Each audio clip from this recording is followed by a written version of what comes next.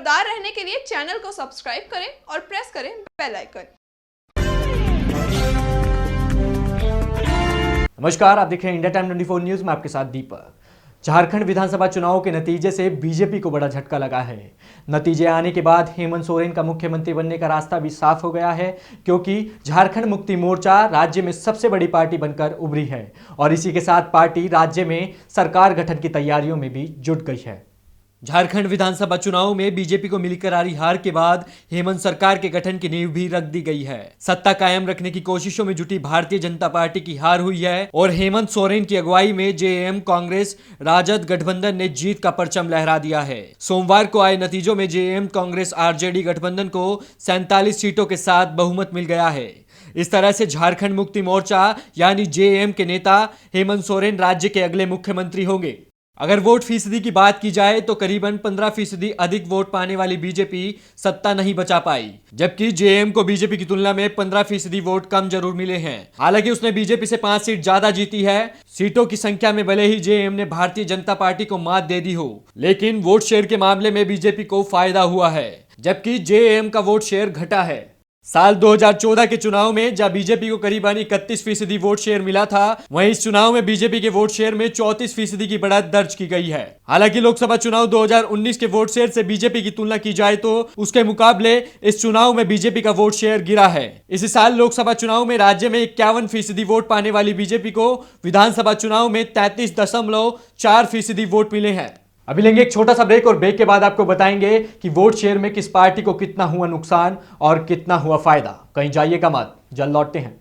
भगत Chandra hospital विश्व की सभी आधुनिक और बुनियादी सुविधाओं से परिपूर्ण एक world class multi speciality hospital, Mahavir enclave, Palam Dabri road पर स्थित साउथ वेस्ट दिल्ली का एकमात्र मल्टी स्पेशलिटी हॉस्पिटल, जहां 24 घंटे आपकी सेवा में उपलब्ध हैं वेल क्वालिफाइड डॉक्टर्स और हेल्पिंग स्टाफ। डॉक्टर सीएम भगत द्वारा स्थापित भगत चंद्रा हॉस्पिटल आपकी सेहत का ख्याल रखना ही इसकी प्राथमिकता है, वो भी अफोर्डेबल रेट्स में। ब्रेक के बाद आपका स्वागत है। आइए आपको बताते हैं कि इस विधानसभा चुनाव में किस पार्टी को वोट शेयर में हुआ है नुकसान और किसको हुआ है फायदा।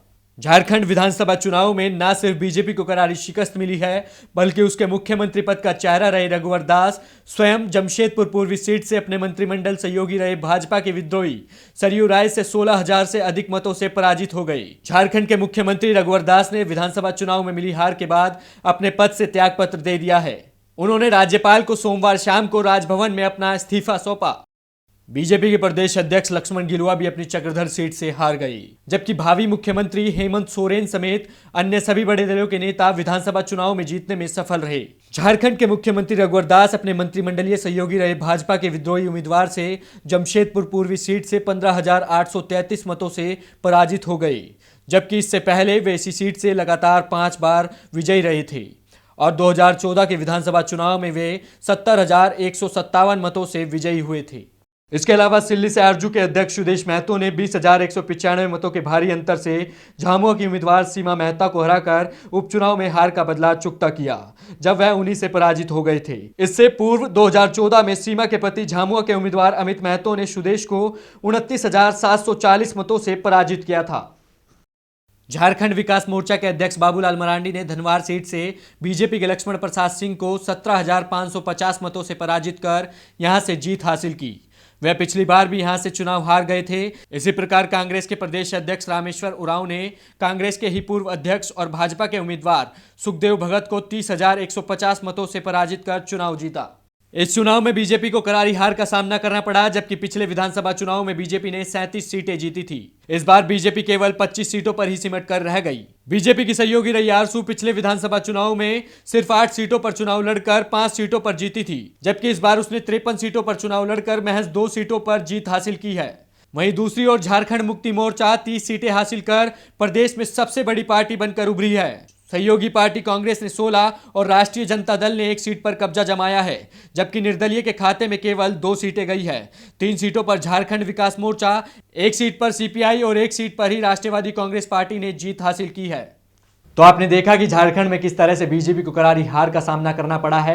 इतना ही नहीं बल्कि बीजेपी के दिग्गज नेता अपनी सीट बचाने में भी नाकाम साबित हुए हैं, जबकि झारखंड मुक्ति मोर्चा प्रदेश में सबसे बड़ा दल बनकर उभरा है और इसी के साथ जेएम ने राज्य में सरकार गठन की तैयारियां भी शुरू कर दी है। फिलहाल इस खबर में इतना ही। देश विदेश की तमाम खबरों को जानने के लिए देखते रहिए इंडिया टाइम 24 न्यूज। नमस्कार। खबरों से खबरदार रहने के लिए चैनल को सब्सक्राइब करें और प्रेस करें बेल आइकन।